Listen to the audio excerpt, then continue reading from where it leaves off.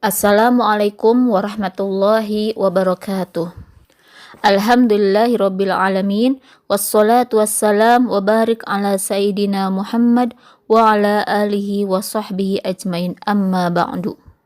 Segala puji bagi Allah yang telah memberikan kepada diri kita berbagai macam kenikmatan. Salawat serta salam kita haturkan kepada Nabiullah Muhammad SAW, kepada keluarganya, sahabatnya, dan semoga kita sampai kepada kita sebagai umatnya. Amin ya rabbal alamin.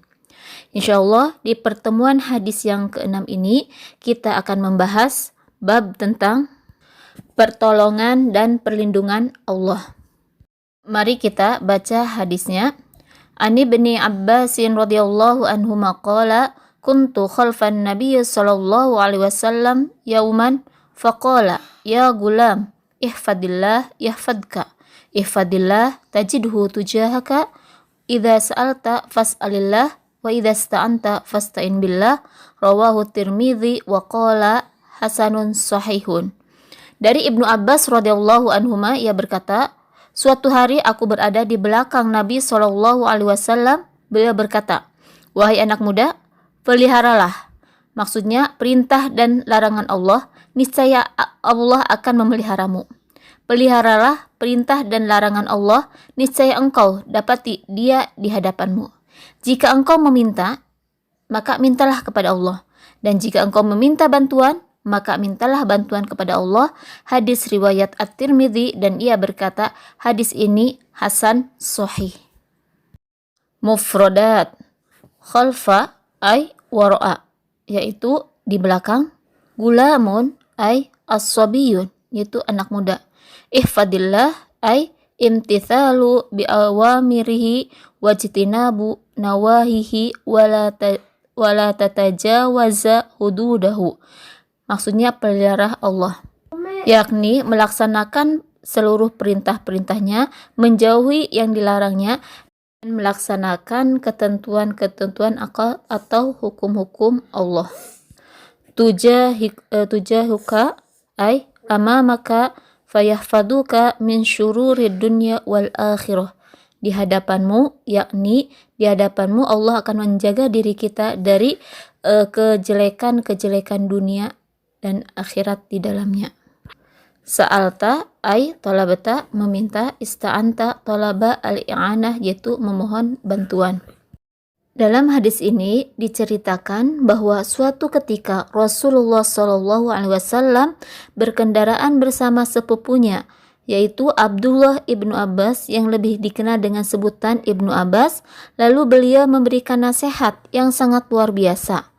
Nasihat yang mendorong seseorang muslim untuk komitmen terhadap segala perintah Allah dan hanya meminta tolong kepadanya, sehingga dia akan menjadi seorang mukmin yang pemberani, senantiasa berkata benar dan tidak takut celaan. Karena ini ia tahu bahwa semua perkara berada di tangan Allah dan bahwa tidak ada seseorang pun yang bisa memberikan manfaat ataupun mudarat kecuali dengan izin Allah.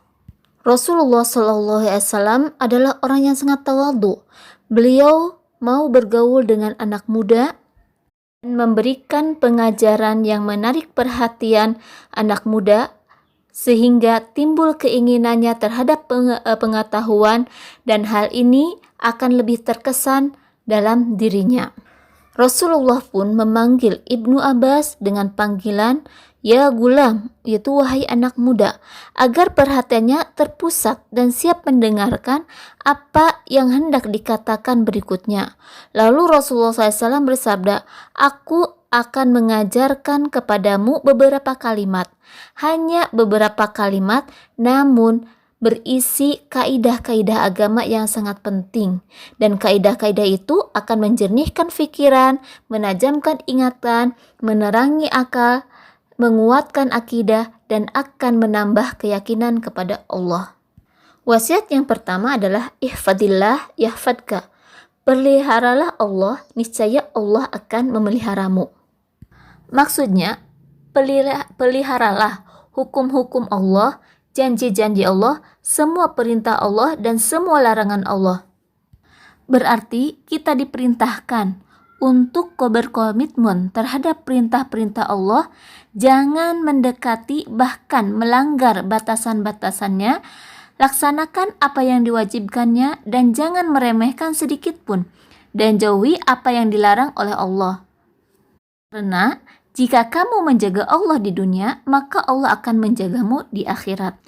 Yakni, siapa yang menjaga batasan Allah, maka Allah akan menjaga dunia dan agamanya. Dan siapa saja yang tidak memperhatikan batasan atau aturan Allah, maka ia tidak mendapatkan penjagaan dari Allah. Dan apabila seseorang beramal soleh serta melaksanakan perintah Allah, niscaya hal itu dapat menolak bencana dan mengeluarkan seseorang dari kesulitan. Wasiat yang kedua adalah ihfadillah tajidhu tujahaka. Peliharalah Allah atau jagalah Allah, niscaya kamu akan mendapatinya bersamamu atau di hadapanmu. Maksudnya, kamu dekat dengan Allah, dengan pengertian kamu jumpai Allah di hadapanmu, dengan penjagaannya bagi kamu dari segala kejahatan dunia dan akhirat sebagai balasan yang cocok. Allah akan memeliharanya di dunia dari luputan dosa dan dari perkara-perkara yang ditakuti. Allah juga akan memelihara anak cucunya. Yang ketiga, idza sa'alta fas'alillah wa idza sta'anta fasta'in billah. Jika engkau meminta, maka mintalah kepada Allah. Dan jika engkau minta bantuan atau mohon pertolongan, mintalah pertolongan kepada Allah. Mohonlah kepada Allah sebagian daripada limpahan karunia-Nya, karena sesungguhnya Allah senang diminta. Sesungguhnya Allah mencintai orang-orang yang meminta merengek-rengek dalam doanya. Pengesaan Allah dalam memohon segala kebutuhan bukan pada makhluknya ini ditunjukkan oleh akal dan pendengaran. Karena sesungguhnya permohonan itu dengan merendahkan diri. Sedangkan merendahkan diri itu tidak baik kecuali kepada Allah. Karena sesungguhnya hanya Dia yang Zat yang maha kuasa atas segala sesuatu, yang maha kaya secara mutlak, sedangkan hambanya tidak memiliki keadaan seperti itu. Hikmah kita meminta pertolongan hanya kepada Allah ada dua hal. Pertama, sesungguhnya kita manusia hamba Allah yang lemah, tidak mampu berdiri sendiri dalam segala kebutuhan kita. Kedua, sesungguhnya tidak ada yang dapat menolong manusia bagi segala kemaslahatan agama dan dunianya kecuali Allah. Barang siapa yang ditolong oleh Allah, maka dialah orang yang mendapatkan pertolongan. Dan barang siapa yang dihinakan oleh Allah, maka dialah orang yang terhina. Rasulullah SAW telah mengajarkan hamba Allah ucapan dalam khutbah hajatnya itu, Alhamdulillah nasta'inuhu.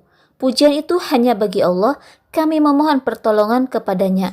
Dan Rasul pun mengajari Mu'az bin Jabal untuk berdoa setelah sholatnya, Allahumma inni ala dzikrika wa syukrika wa husni ibadatik.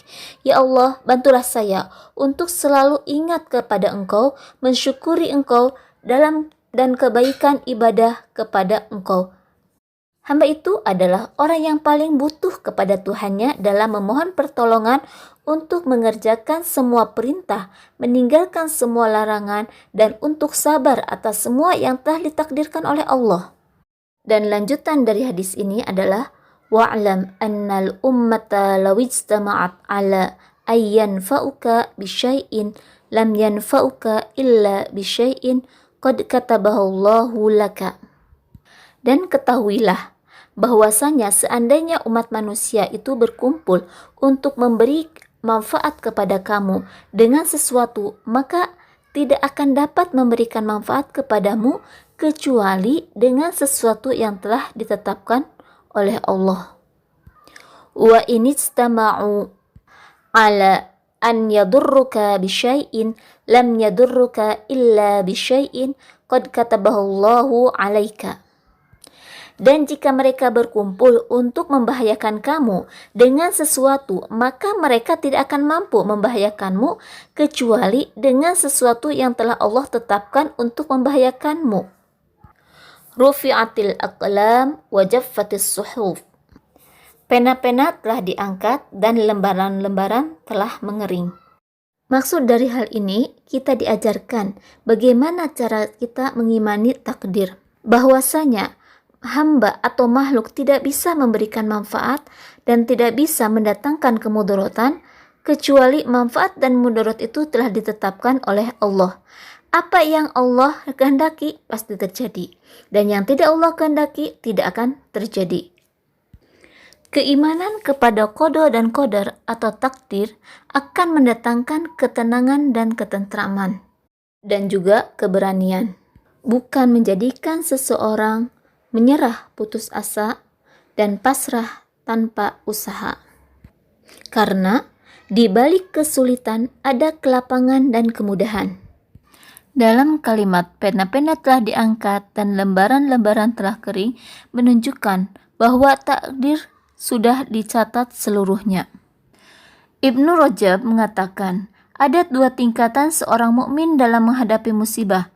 Yang pertama, ridho pada takdir. Yang kedua, sabar dalam menghadapi musibah.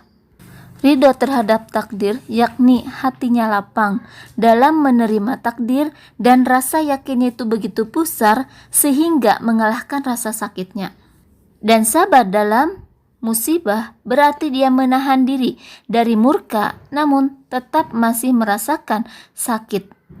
Wallahu a'lam. Barang siapa yang berada dalam kebenaran, mendakwahkan kebenaran atau melakukan amal ma'ruf nahi mungkar, niscaya segala tipu muslihat orang-orang kafir dan musuh-musuh Allah lainnya tidak akan bisa mencelakakannya. Dan setiap muslim berkewajiban melaksanakan apa yang diperintahkan dan meninggalkan apa yang dilarang, senantiasa melakukan amal ma'ruf nahi mungkar tanpa terpengaruh oleh orang-orang yang lemah iman, yang senantiasa menakut-nakutinya karena semua yang akan terjadi sudah ditentukan oleh Allah. Jazakumullah atas segala perhatiannya, dan Ustazah mohon maaf jika dalam penyampaian terdapat banyak kesalahan. Wassalamualaikum warahmatullahi wabarakatuh.